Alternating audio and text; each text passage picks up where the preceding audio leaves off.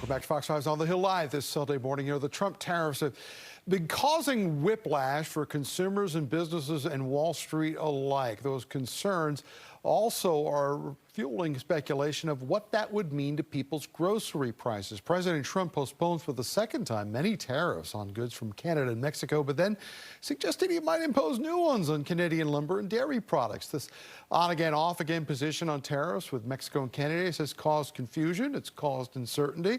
It's caused a lot of questions as well, too. Jay Goldberg is a Canadian manager for the Consumer Choice Center and a columnist for the Toronto Star. Jay, thanks for being with us. I want to point out at the top, you're not speaking for Canada. You're a consumer analyst, so we want to get that out of the way right there. So, you know, I watched a hockey game recently, which I saw something I'd never seen before. I saw Canadians booing the national anthem. How real is the upset, you know, with our northern neighbors to the U.S. right now over this?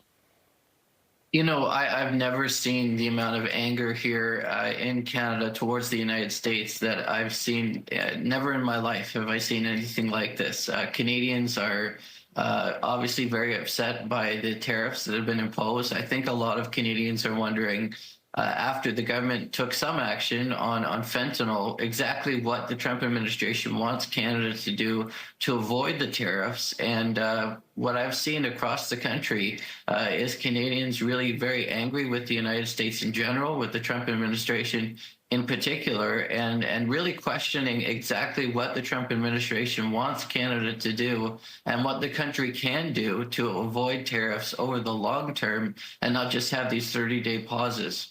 What has been the economic impact do you think is going to be, not only from the trade going into the United States, but the United States trade going into Canada? Because Prime Minister Justin Trudeau has also announced that he will retaliate with tariffs of his own. Yeah, look, tariffs are taxes. They're taxes paid by domestic consumers. And so when the Trump administration imposes tariffs, Americans are paying. And when the Trudeau government imposes tariffs here in Canada, Canadians are paying. And there's no doubt about it. Economic analysts are showing that if the Trump administration imposes tariffs and if the Trudeau government retaliates, what we're going to have here in Canada is a recession because 77% of our exports go to the United States.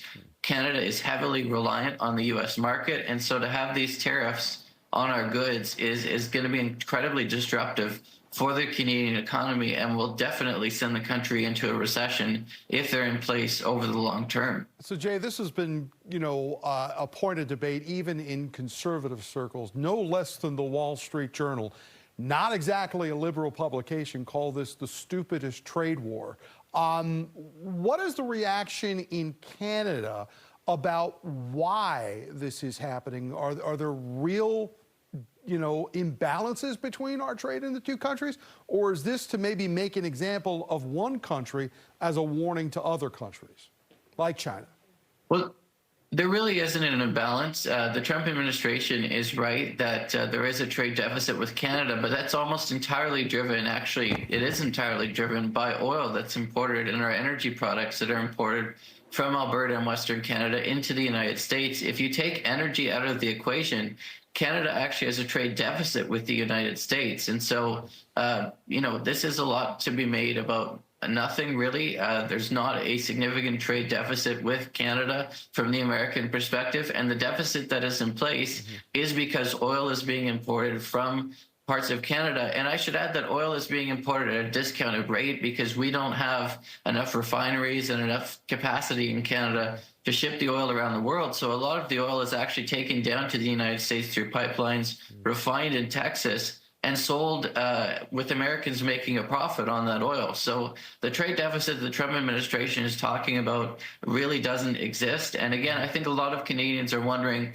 exactly what does Canada need to do? What can we do to avoid these tariffs long term and have it taken off the table? You know, the administration is saying we need to deal with fentanyl on the border. The government's done that to some extent. Right. What does the Trump administration want to see the government do further? I think we really need to see an articulation of exactly what the Trump administration wants. But, Jay, one of the things the president has been saying is the reason he's been looking at this is because Canada has been stealing U.S. industry over the border, like, car manufacturing elements, and that is losing American jobs. Has Canada, snatched up these businesses that were originally for the United States, and the president wants them back? That seems like it would be something that would be beneficial to the American worker. Well, look, Canada and the United States have had the auto pact since 1965 that has said free trade when it comes to autos and auto parts between the two countries. It was the precursor to free trade agreements between Canada and the United States that were signed in the 80s and the 90s. And then, of course, the USMCA was signed under the first Trump administration. And actually, when you're talking about cars and car parts, a lot of the cars that are made in North America, some parts are made in Canada, some are made in the United States, and it goes back and forth across the border, in some cases up to 10 times, because all the parts are being added. Certain car parts are added from Canada, certain from the United States. And so if they're being tariffed every time they go across the border, that's going to exponentially increase the price of things like cars. I definitely think it's the case that other countries, Mexico certainly has been taking some of the car jobs. There's new auto plants there, but really in Canada, that's not the case. We're flat out of time. Jay Goldberg with the Consumer Choice Center joining us live from Toronto this morning. Jay, we thank you.